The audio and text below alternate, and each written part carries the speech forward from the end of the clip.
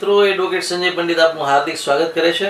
મિત્રો હું આપનો ખૂબ જ આભારી છું, કારણ કે આપ મારા અગાઉના વિડીયોને ખૂબ જ એપ્રિશિએટ કરી રહ્યા છો, ખૂબ જ પ્રતિસાદ આપી રહ્યા છો, એ બદલ આપ સૌનો ખૂબ ખૂબ આભાર। મિત્રો આજનો આપણો વિડીયોનો વિષય છે કે કલેક્ટર શ્રીને ગણોત ધારાની કલમ 84C હેઠળ કાર્યવાહી કરવાની કોઈ સત્તા કે હકુમત નથી। કારણ કે ઘણી વખત કલેક્ટર છે એ ગણોત ધારાની કલમ 84C હેઠળ કાર્યવાહી કરતા હોય છે। ગણોત ધારાની કલમ 84C શું છે એની એક ટૂંકી સમજૂતી આપને આપું તો, જ્યારે ગણોત ધારાની કોઈ પણ જમીનનું વેચાણ થાય અને એ વેચાણમાં જો કોઈ ગેરકાયદેસરતા આચરવામાં આવી હોય અથવા તો એવું જણાઈ આવે કે આ ગણોત ધારાના નીતિ નિયમ કે કાયદાની જોગવાઈઓનું આમાં પાલન કરવામાં આવ્યું નથી, આવે વખતે કૃષિ પંચ છે કે મહેસૂલી અધિકારી છે એ કલમ 84C હેઠળ કાર્યવાહી કરતા હોય છે અને આવા વેચાણ કરારો અથવા તો જો કોઈ રેવન્યુ રેકર્ડમાં આ અંગેની નોંધો કરવામાં આવી હોય તો એ નોંધો રદ કરતા હોય છે। મિત્રો એટલે સામાન્ય રીતે જ્યારે કોઈ પણ આવી જમીન કે મિલકતોની તબદીલી થાય ત્યારે એ વેચાણ દસ્તાવેજ જે થયા હોય, રજિસ્ટર વેચાણ દસ્તાવેજ, એના આધારે મહેસૂલી રેકોર્ડમાં એની એન્ટ્રીઓ કરવામાં આવતી હોય છે અને આ એન્ટ્રી માટેની અરજી લાગતા વળગતા મામલતદારને કર્યા બાદ મામલતદાર તેને પ્રમાણિત કરતા હોય છે એની યોગ્ય તપાસ કરીને। અને જો એ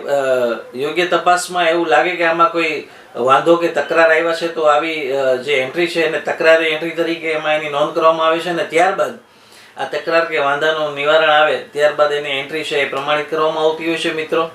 અને આવી એન્ટ્રીમાં પ્રમાણિત કરી હોય અથવા તો ન કરી હોય મામલતદારે કે મહેસૂલી અધિકારીએ,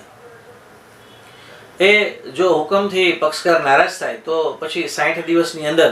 એને એમાં અપીલ કરવાનો હક હોય છે, એ અપીલ કરી શકે છે। મિત્રો એટલે હાલ જે આપણે ચર્ચા કરવાના છીએ એ નામદાર ગુજરાત હાઈકોર્ટે એક ચુકાદામાં આ અંગેનો સિદ્ધાંત છે એ રજૂ કર્યો છે કે પ્રસ્થાપિત કર્યો છે કે કલેક્ટર છે એ ગણોત ધારાની કલમ 84C હેઠળ એને કાર્યવાહી કરવાની કોઈ સત્તા કે અધિકાર નથી। મિત્રો આ ચુકાદો કે આ જે કેસ છે એ જયંતિલાલ જગજીવન મોદી વિરુદ્ધ state of Gujarat special civil application number 881/2000 અને હુકમની જજમેન્ટની તારીખ છે 12/3/2014। આ કેસ આખો એવો હતો કે સુરત જિલ્લાના માંગરોળ તાલુકાના તરસારડી ગામના સર્વે નંબર 207 અને 208 વાળી જમીન એ જે એમાં મહેસૂલી રેકર્ડમાં જે માલિકો હતા એ જમીનનું વેચાણ કર્યું એને, અને એ જમીન વેચાણ જે પાર્ટીને કર્યું એ પાર્ટી પછી બીજી પાર્ટીને પણ એ વેચાણ કર્યું જમીનનું, એટલે એ જમીનનું 2 વખત વેચાણ થયા બાદ એ બંને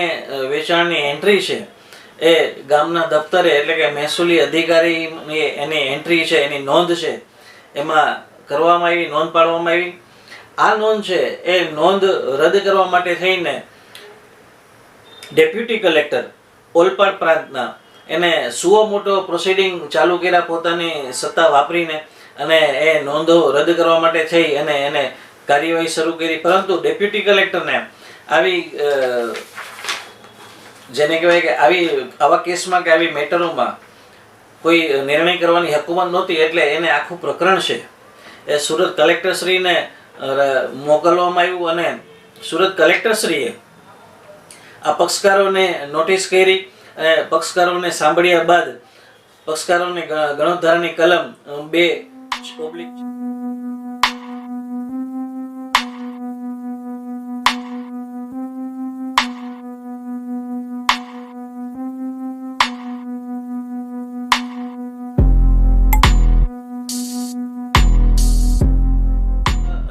ની જોગવાઈનો ભંગ બદલ 24/6/1993 રોજ નોટિસ મોકલવામાં આવી, જેમાં પક્ષકારો દ્વારા જવાબ વાંધા રજૂ કરવામાં આવેલા।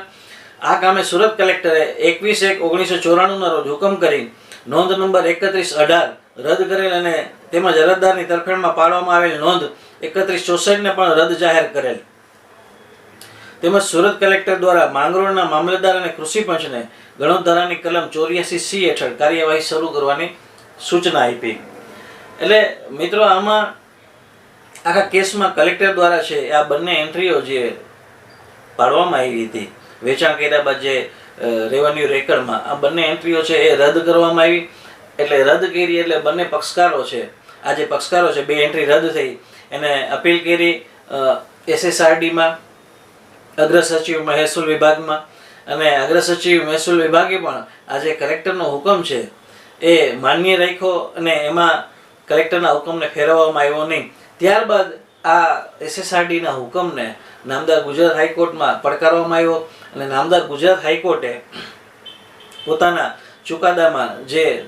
અવલોકન કર્યું છે, કે જે તારણ આપ્યું છે, એમાં નામદાર ગુજરાત હાઈકોર્ટે સ્પષ્ટ કીધું કે મહેસૂલ વિભાગના કોઈ અધિકારી અલગ અલગ કાયદાઓ હેઠળ અલગ અલગ સક્ષમતા ધરાવતા હોઈ શકે છે, તેમ છતાં તે બાબતને તેમને એક જ કાયદા હેઠળ કોઈ સત્તાનો ઉપયોગ અન્ય કાયદા હેઠળની કાર્યવાહી દરમિયાન કરી શકતા નથી. કલેક્ટર પોતાના સમક્ષની ફેરતપાસની સત્તાનો ઉપયોગ મુંબઈ જમીન મહેસૂલ નિયમો હેઠળ જ કરવો જોઈએ અને અન્ય કોઈ કાયદા જેવા કે મુંબઈ ગણોત વહીવટ અને ખેતી વિષયક જમીનનો અધિનિયમ, શહેરની ટોચમર્યાદા અને નિયમન અધિનિયમ અથવા મુંબઈ ખેતીની જમીનના ટુકડા અટકાયત અને એકત્રીકરણ અધિનિયમ હેઠળ કલેક્ટર છે એને કોઈ કાર્યવાહી કરવાનો હક કે અધિકાર નથી.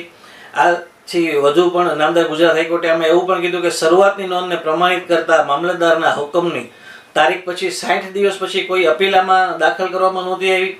કે અપીલથી નારાજ થઈને કોઈ પક્ષકારે આમાં અપીલ કરી હોય, એટલે સરકારે માની લે એન્ટ્રી ખોટી થઈ છે તો સરકારે આમાં કોઈ અપીલ કરી નહોતી. એટલે મદદનીશ કલેક્ટર છે એને આપમેળે ફેરતપાસ